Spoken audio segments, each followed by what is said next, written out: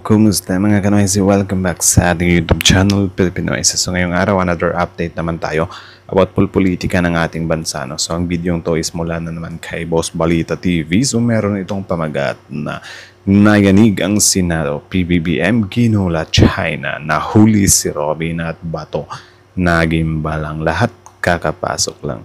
So, yan yung bibigyan natin ng reaction ngayon, men. Panonorin natin. And yun, bago natin simulan, Boss Balita TV, supportahan nyo yan. Tapos, syempre, kung trip nyo ng mga ganitong reaction video, may kasama kayo manood, huwag nyo na rin kalimutang supportahan yung YouTube channel natin, Pilipinoysi. So, mga kanoysi, hindi na natin ito patatagalin pa. Simulan na natin. Baka agawin pa ng China. Again, na pamagat ng video ito, nayanig ang Senado. PBBM kinula China, nahuli si Robin at Bato, nagimbalang lahat kakapasok lang.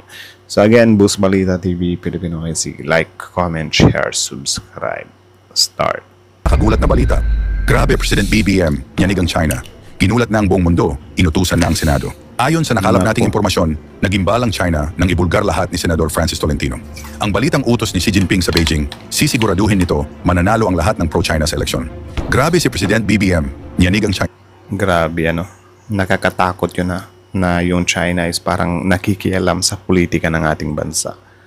Like, men, dapat talaga, tawag dyan, palalain natin yung mga parusa sa mga ganitong mga gawain, di ba? Especially kapag ibang bansa or mga dayuhan yung gumagawa. Like for example, yung mga espionage, di ba? Yung mga tinatanim nila na espiya dito. Dapat pagbibitayin yan eh. Ginulat na ang buong mundo, inutusan na ang Senado. Tara panoorin natin. Marahil, Mr. Chair, ito na po yung magtatahi ng mga nakita po natin kahapon. Can you repeat that to underscore that? To influence the creation po of information operations capabilities to influence public opinion and political discourse. So, sa tingin nyo, yan ay ginagawa ngayon? In terms of, makikita po natin ito, Mr. Chair, sa social media because we believe that Chinese organs are amplifying divisive political discourse in our country. So, siguro, matagal ko nang gustong tanongin to. Meron ba mga... Ang high-tech ng trolls nila kasi taga-ibang bansa mismo, anak ng teteng. Sasabihin naman ng iba, bakit naman pag-aaksayahan ng China yan? Hello? Inaagaw ng China yung teritoryo. Diba? Sobrang, inggit na inggit sila sa teritoryo ng Pilipinas. Possible talaga yan, par. Si Alice Gu nga lang eh. Diba? Naging mayor Chinese pala. Indicators being observed. NSC, you can butt in. Suggesting foreign interference in the 2025 elections, particularly targeting candidates with strong pro-sovereignty or anti-China positions. Meron bang nakitang ganon? Na yung tinatarget ay yung mga anti-China at tinutulungan yung pro-China? Meron ba nakitang ganong pattern? Yes. Mr. Chairman, good morning. I'm Assistant Director General Jonathan Malaya from the National Security Council. And thank you for inviting us, Mr. Chairman. Mr. Chairman, as to your question, if... itatanggi pa ng iba na pro-China yung mga manok nila, sila mismo yung umaamin sa on-cam, on-live, di ba? Television. There are information operations being done in the Philippines that are Chinese state-sponsored, as mentioned, Mr. Chairman, by PDG ACE of the National Intelligence Coordinating Agency. There are indications, Mr. Chairman, that information operations are being conducted that are Chinese state-sponsored in the Philippines and are actually interfering in the forthcoming elections. So, ibig sabihin nito, may mga ongoing operations ang China para suportahan yung mga kandidatong gusto nilang manalo. Yun ang diretso tanong ko. Yes. At kontrahin naman yung mga kandidatong ayaw nilang manalo. Yes, there are indications of that, Mr. Chairman. And itong mga ganito... Malinaw naman talaga yan. Diba? Or, hindi din mawawala sa duda or hindi mo rin maiwasang magduda talaga. Kasi magugulat ka eh. Like, yung bansa natin, niraram, water cannon, pero ng teting walang comment, diba? Wala man lang sympathy na nakukuha. Diba? Sobrang hirap na hirap silang awayin talaga. Napamahal sila eh. Mga pangyayari, hindi ito naintindihan kaagad ng sambayanan dahil ito'y nakahalo na sa social media, hindi mo na alam kung alin dito yung totoo. Is that correct? That's correct, Mr. Chairman. So, maybe just give us an inkling of the indicators that the NSC has observed suggesting foreign interference in the 2025 elections, again, particularly anti-China positions. Ano yung halimbawang indicators? Marami yung nambabash, marami yung sunod-sunod. Ano yung mga indicators ito? Ang nakikita po kasi namin, Mr. Chairman, is that there are many narratives na lumalabas, for example, from Beijing that are being amplified by third-party individuals, the mga proxies nila, Mr. Chairman. So, Based here in the Philippines or in China? based here in the Philippines, Mr. Chairman. And do they usually occur during survey periods? Tapos sobrang galit na galit pa yung mga yan kapag papangalanan silang makabagong makapili. Diba? Ewan ko kung nagbulag-bulagan lang ba sila or, you know, unaware na talaga sila na mga pro-China sila. Pangit kasi yung ganun nasosold yung yung loyalty mo sa bansa. As if naman na kapag ka magkagulo talaga, tatanggapin ka ng bansang yan. Diba? If ever magkaroon ng, for example, offeran kayo ng China, diba, na sige, pagtanggol nyo lang yung China, bibigyan namin kayo ng dito, lupa at bahay sa bansa namin, tatanggapin namin kayo. Do you think safe kayo na makakapaglakad-lakad dun sa China? Diba? Knowing na nagkaroon nga tayo ng gulo with China. If ever lang ba, I mean, if ever magkaroon na tayo ng gulo whatsoever. Do you think welcome kayo dun sa bansa nila? Diba? Yun lang naman Yes, Mr. Chairman. That's correct. In fact, Mr. Chairman, ang napapansin kasi namin, when there are statements coming from the Beijing, they are amplified by local proxies here in the Philippines. So kung ano yung script na nanggagaling sa Beijing, yun din naman ang sinasabi nila dito sa Pilipinas. So we can see that, Mr. Chairman, dun sa, for example, the Balikatan exercises are happening right now. So you will see narratives coming from Beijing that the Balikatan exercises is a threat to regional peace and stability. And you'll also hear that kind of statement coming from local proxies who follow the script coming from Beijing, Mr. Chairman. Tsaka hindi naman na bago talaga yan. Yung mga ganyang claim ng China na parang daw yung peace and stability or whatsoever. Kasi kahit anong gawin naman natin talaga, as long as hindi papabor sa China, wala talaga. Like, parang silang plaka na nga sila na paulit-ulit lang yung stand nila sa bagay na yan. Na parang, wala lang. Parati lang silang bumabagsak doon na Philippines, inaano nyo yung peace natin, peace, peace, peace. Tapos ang gagahaman, gusto ng peace, tapos ang gagahaman ng tsay-tsaying. And of course, your agency and other agencies as well have identified the local proxies. May listahan naman yan kung sino yung mga local proxies na yan na lumalabas na sinusunod kung ano yung kumpas galing sa China. That is correct, Mr. Chairman. Kasi consistent yung mga narrative nila, mag-iingay pag malapit ng eleksyon, pag may survey, lalong-lalo na pag may sinusuportahan silang kandidato. Nika, you can proceed. Thank you, NSC. Thank you, Mr. Chair. The other strategic development is the 2017 National Intelligence Law, mobilizing Chinese citizens and organizations. This law fundamentally transformed China's intelligence apparatus by one, compelling mandatory cooperation, which requires all Chinese citizens and organizations to assist intelligence operations. A second facet is its global reach, authorizing intelligence activities both domestically and abroad. Third is legal protection, or providing legal cover for intelligence operations conducted by Chinese entities. And fourth, it's focus on offensive rather than defensive intelligence activities. What are its potential impact to the Philippines? One, Mr. Chair, Chinese companies involved in Philippine infrastructure could be legally obligated to gather intelligence. Two, Diba? Gather intelligence. Example dyan, yung Pogo. Diba? Yung isa din, yung mga espiyas. Tapos yung isa pa, yung sa kuryente, ata yun, NGCP ata yun. Na parang isa yung Chinese sa mayari. Yung kay Alice Go, mayor siya. Tapos, pinapahinuntulutan niya yung mga Pogo hubs. Diba? Ganyan trumabaho yung China par. Kasi nung time ni FPRD, sobrang luwag ng mga Chinese Diba? Like, minahal talaga, in-embrace talaga. Kita nyo nung nagkabalasahan na, gulat na lang tayo. Merong mga Chinese spy nami-mix sa Coast Guard natin. Isipin nyo na lang kung gaano kadelikado yung mga ganyang bagay. Tapos no comment lang sila if ever may mga nangyayaring ganyan. Chinese tech companies operating in the Philippines may be required to facilitate surveillance or data collection. Three, academic and cultural exchanges could serve as platforms for intelligence gathering. And this has happened already even in other countries, Mr. Chair. There are now several countries, for example, that have banned their Confucius institutes. They still exist here in our country, Mr. Chair. Di mo din kasi talaga masasabi, na what if sinisiraan lang yung China? Kasi men, sobrang daming bansa, 'di ba? Even sa US, nahuhuli nila yung China sa mga kabulustugang ganito. 'Di ba? Sobrang dami nilang nahuhuli yung mga spies.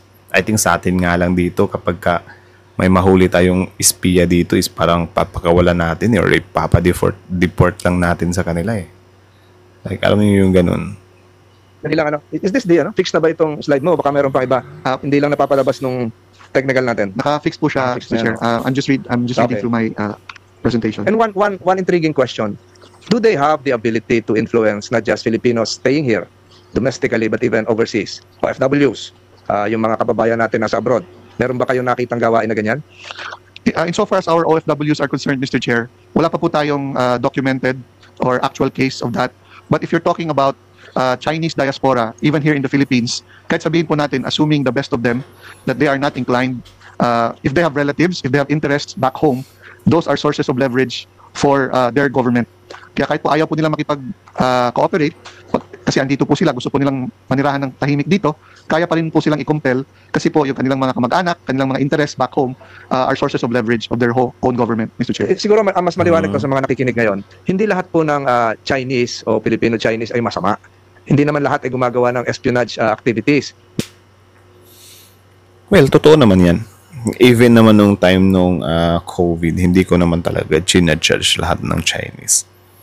Ang sa atin lang sana, in times like this, maging maingat tayo ba? Like for example, yung sa Cagayan, kalimutan ko kung ano yung paaralan din.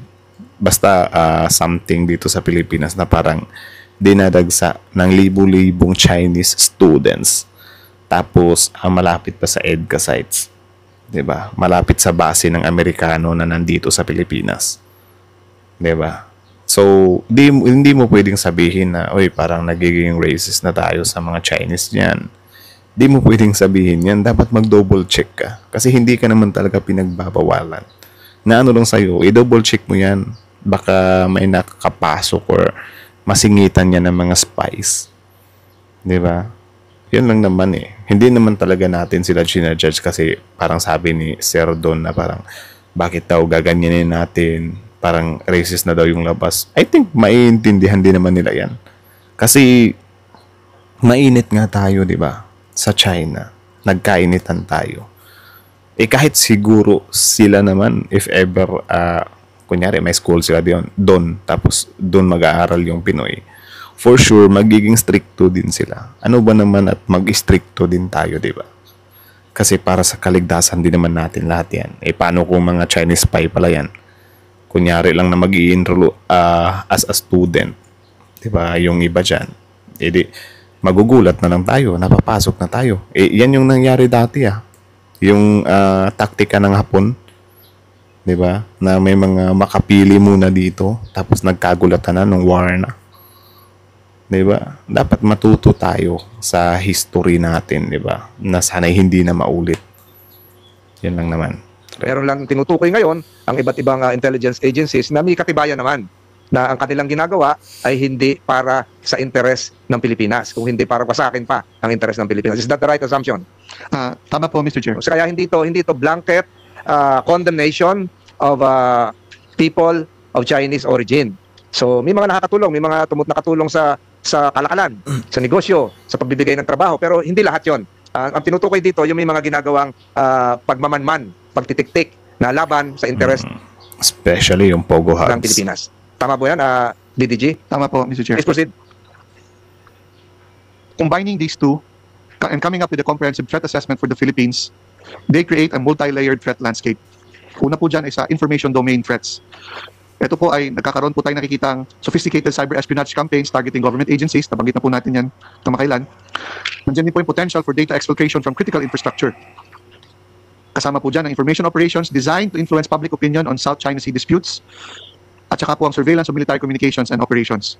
Sa physical domain naman, ang implikasyon po nito ay intelligence gathering through dual-use infrastructure projects. Nandiyan din po yung monitoring of maritime activities in disputed waters, pinakita na po kahapon. Collection of signals intelligence through communications equipment, pinakita na rin po kahapon. As well as the mapping of critical infrastructure vulnerabilities. So may part 1 pala to, parang nag-jump agad tayo sa part 2 eh. Sorry. Baka balikan natin yun.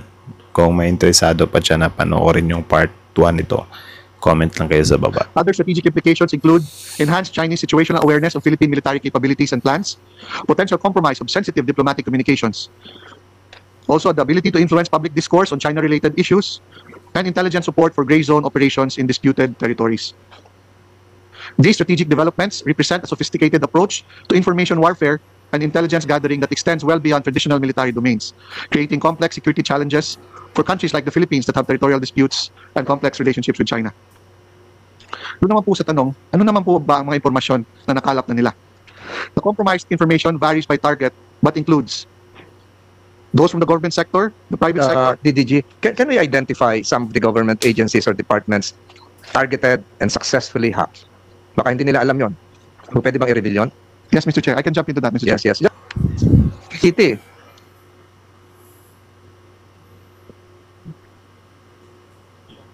So ito po muna, Mr. Chair, breaks down the mga inatake po by industry. So ang kung titingnan nyo po, yung dalawa sa pinakamarami po, ay galing po sa manufacturing at saka po sa government sector. Pumapangatlo po dyan ay ang financial services, technology sector, and as well as the telecommunications sector. So sila po ang top 5 na pinaka-inatake na industries dito po sa Pilipinas. Na pagdating naman po sa Kaya nga isa din talaga sa yung Pogo, 'di ba? Pinaka napapasukan talaga. Tapos i-deny ng kabila.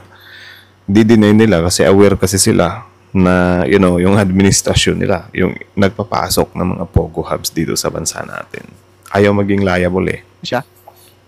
And ito po, Mr. Chair, may kinalaman lang po sa mga ahensya na potentially mapinsala po ng mga Chinese-related activities. Ano po yun? So we're talking about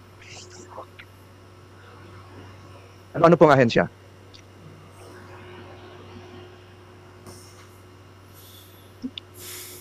So sa slide po na yan, Mr. Chair, kung makikita po natin, there were 79 incidents involving AMLAC, BARM, BIR, Civil Service, CHR, Department of Agriculture, DFA, DICT, DILG,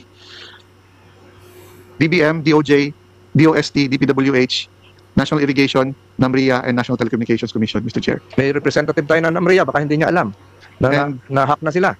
This is only for the period April to December 2024 at hanggang January po 2025. And Grabe ganyan ka laki yung magiging threat niya. Grabe. Tapos parang babaliwalain lang. Tapos sasabihin ng ilang mga senador ni FPRD, friend natin yung China. Siguro sa other side, pero hindi naman porket a friend is parang palalampasin natin yung mga ganitong bagay, 'di ba? Yung iba kasi natatakot na, yung ibang ayaw ngang i-boycott yung mga product ng China. 'Di ba? Sabihin lang ng China na walang magandang maidudulot 'yan. Wala, niwala na agad yung mga kababayan natin. to give us an indication as to the extent of the damage done? Siguro po, Mr. Chair, balik po ako sa isang slide. Ito po siguro ang pwedeng patutuo kung gaano po ka-sensitibo po yung mga naging operations po na ito.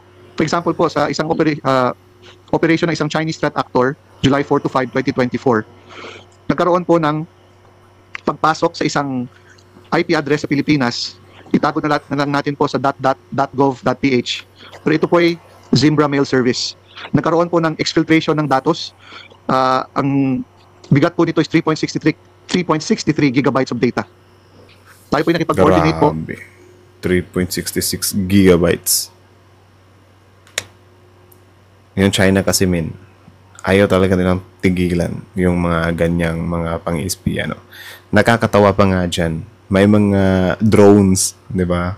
Mga drones na nakikita sa ilalim ng dagat natin. Nilalagay ng China. Tapos ngayon, nung nakita ng Pilipinas, gustong isurrender ng Pilipinas sa Amerika kasi hindi naman natin madadaysik yun. Hindi naman tayo ganyan ka-high-tech. Diba? Gustong isurrender ng Pilipinas sa Amerika para tingnan kung ano nga ba yung mga nakalap nila doon or nakuha nila or whatsoever. Tapos itong China, sila pa yung galit. Yung drones nila nandito sa bansa natin. Tapos kung ipapacheck natin sa Amerika, galit na galit sila. Diba?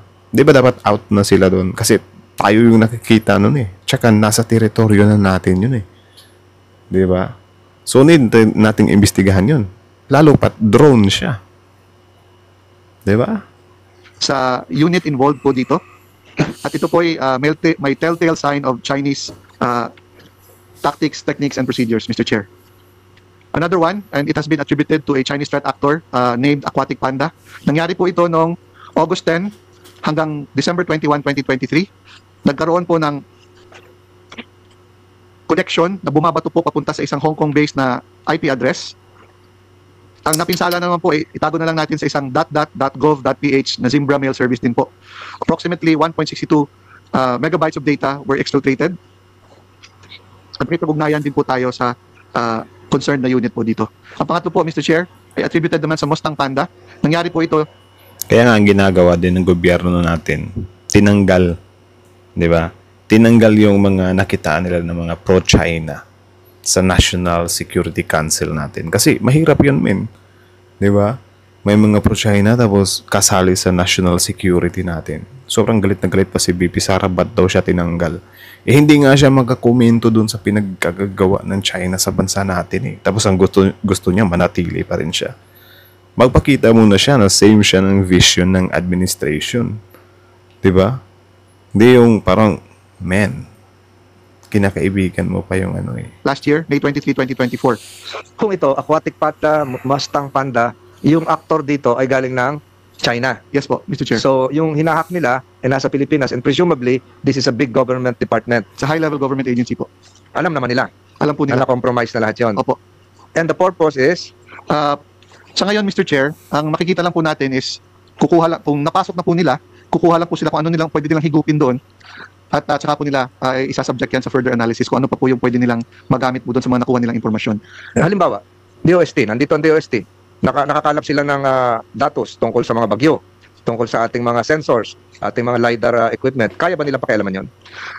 Hindi pa po natin masasabi as of now, Mr. Chair, but as they are, these are already useful Bakit naman nila papakialaman? Ewan. information, Mr. Chair. Ibig ko sabihin, to inflict damage, pwede bang gawin nila? Halimbawa, signal number 2 na, palabasin nila, signal number 1 pa rin. So, naggagawa doon ng DOST. Ang Pag-asa, mas mababa yung kategory, pero mahagupit na yung hangin. Minsan, kaya nasisig.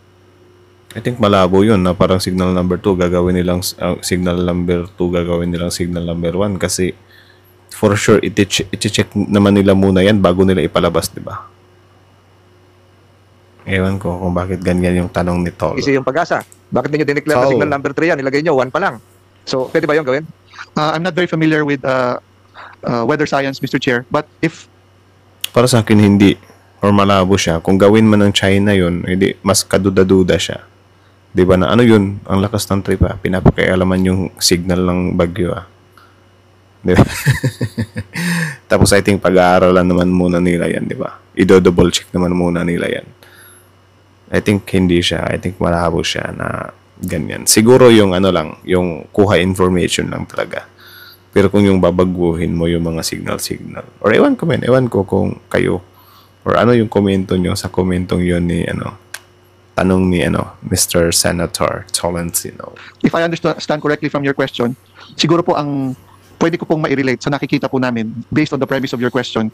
Ang DOST po, for example, after po nilang mapasok, naging springboard po sila sa pag-hack po sa iba pang mga ahensya sa ilalim ng DOST. Lalong-lalo na po yung mga ahensya ng DOST na may kinalaman po sa research and development.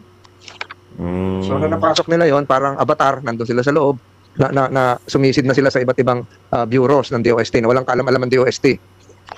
Yeah, possible. Ang ano ko dyan, yung hacking nila, ang gusto nilang i-hack is, I think yung mga next plan.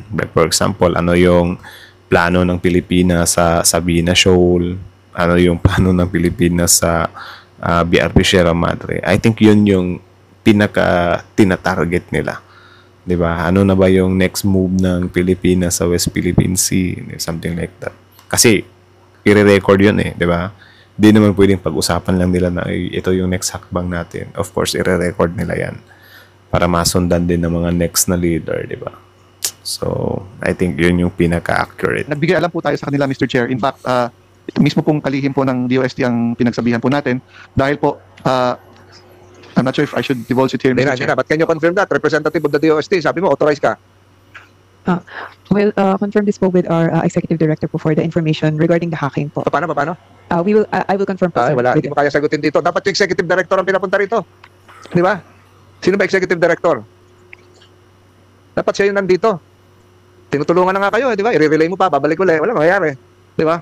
Please proceed, DDG. Thank you, Mr. Chair. Sipag sa nila pagkalaman ko, balik ko ako mag-Senate dun sa isang hearing. previous slide ko. Exposure din kasi yan. So, 234 breaches. Ito po, Mr. Chair, sa nakita lang po namin ito kamakailan. Hindi pa po ito kasama last year, Mr. Chair. Ito, very recent lang po ito. Hindi na lang po natin papangalanan yung ahensya kasi mataas po ang ahensya na ito. It's high level. Pero kung titingnan nyo po, ito po ang mga nangyaring insidente. 234 data breaches na na-uncover po ng ating ahensya. Meron pong 32 na agencies ang meron pong sensitibong impormasyon na nakabulatlat po sa dark web. Meron pong 91 credentials. Ibig sabihin po, ito po yung ginagamit sa mga ahensyang ito para po mag-access sa kanilang mga websites at sa kanilang mga databases. Yung mga Pwede silang pasukin pa uli kasi naka-open na, di ba? Yes, Mr. Chair. So, hindi pa to nagawa ng paraan na masarahan. Ganun ba? Mr. Chair, ang ginagawa po namin as soon as ma-uncover po ito is pinagbibigay alam po kagad namin sa mga respective agencies. What can they do? Depending po on their cyber capabilities, iba-iba po kasi yung iba, hindi pa po matured ang kanilang cybersecurity operations, medyo kulang po ang kanilang magiging action po, Mr. Chair.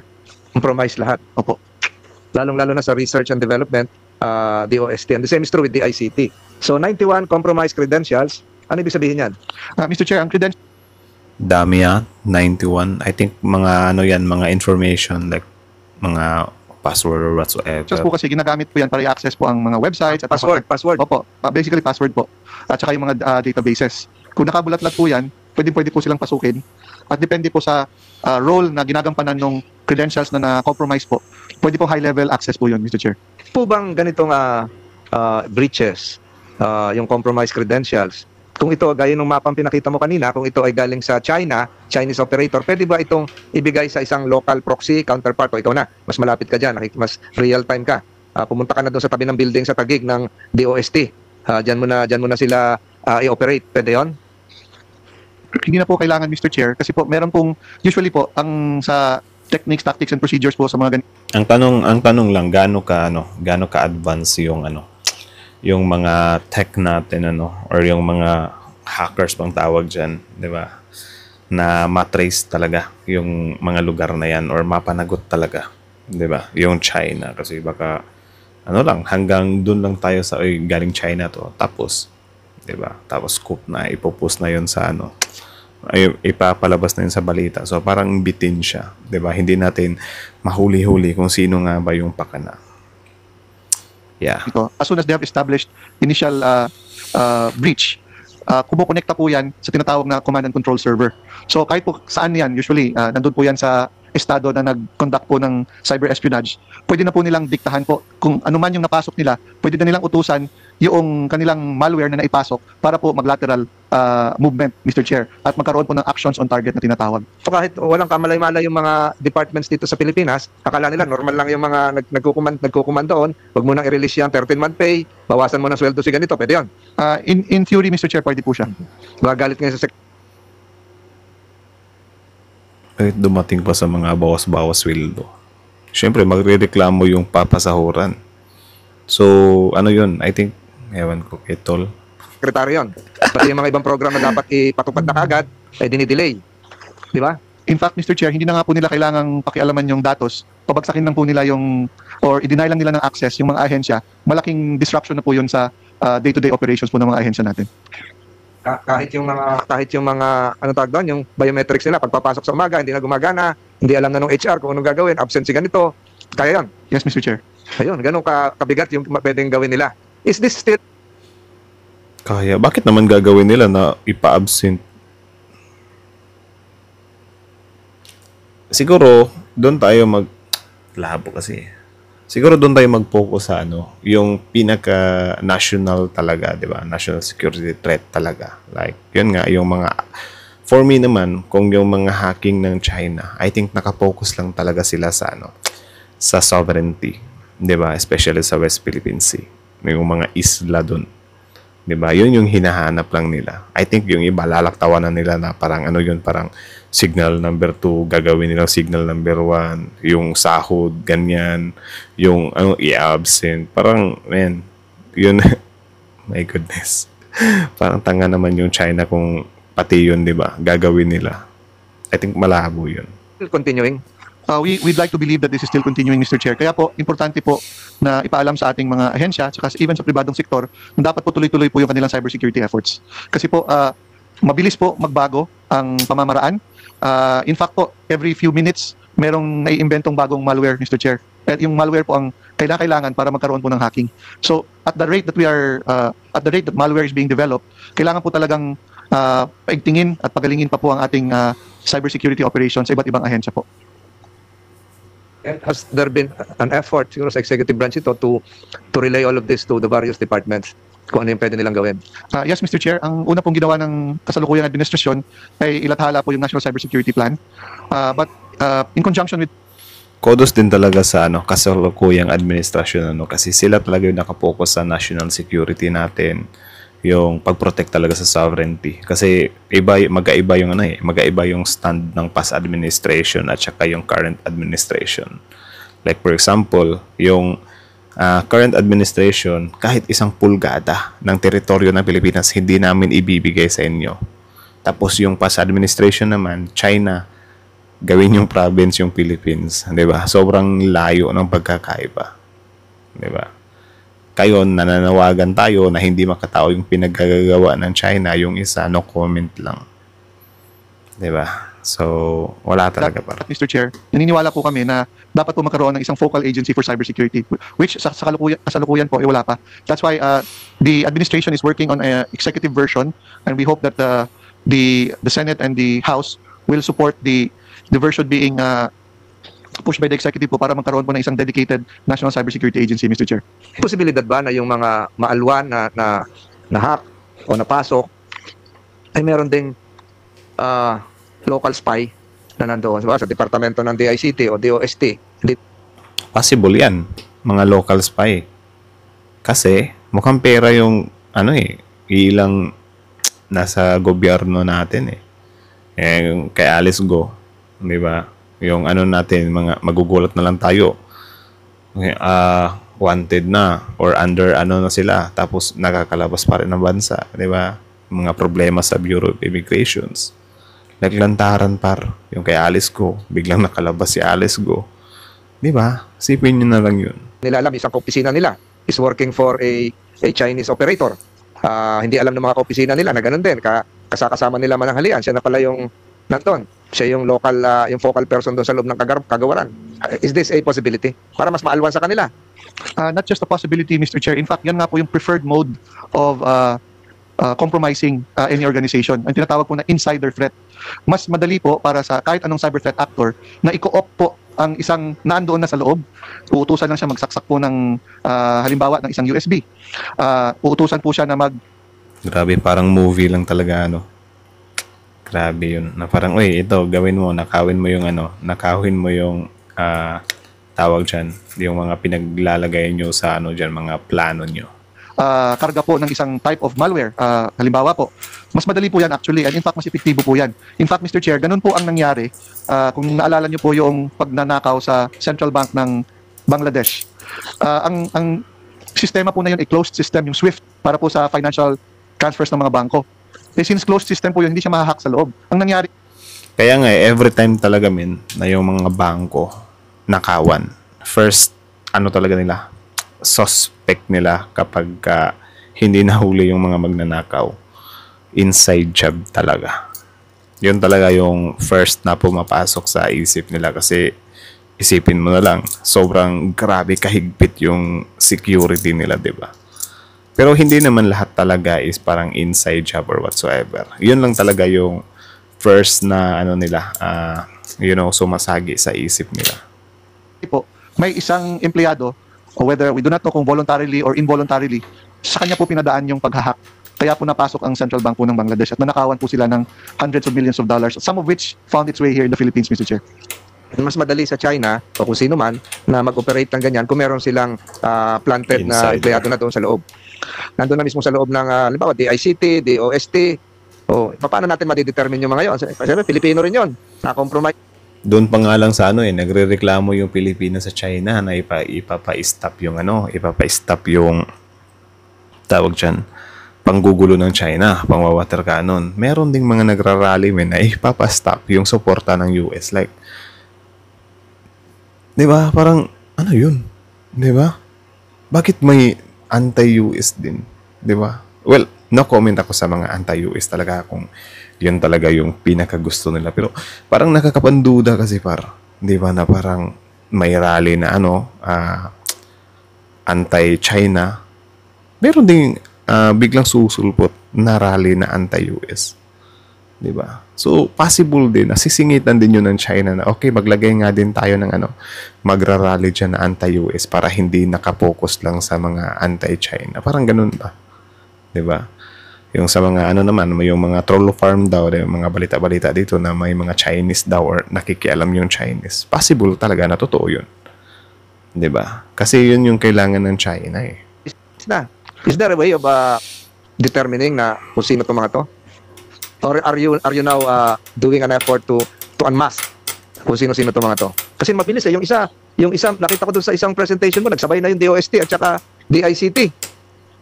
Sa probinsya pa yung isa. Yung previous slide.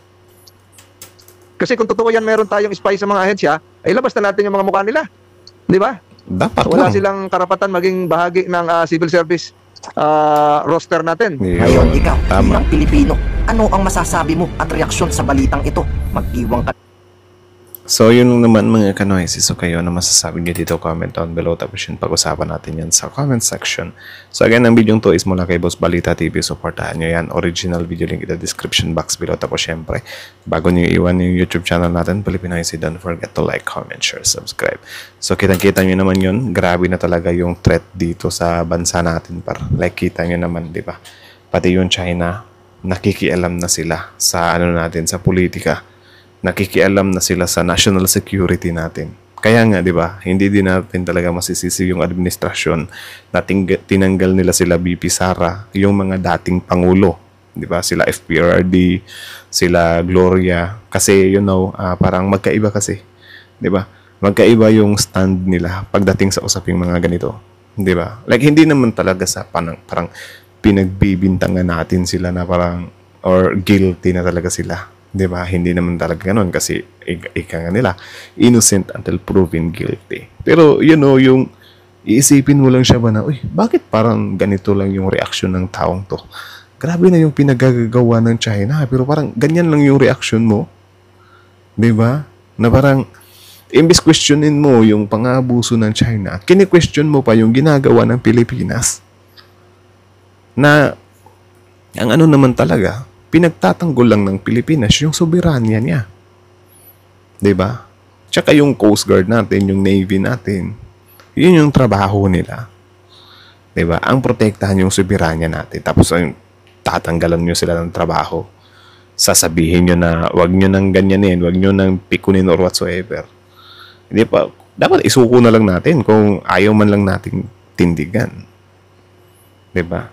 Kaya hindi din natin masisisi talaga na na tanggalin.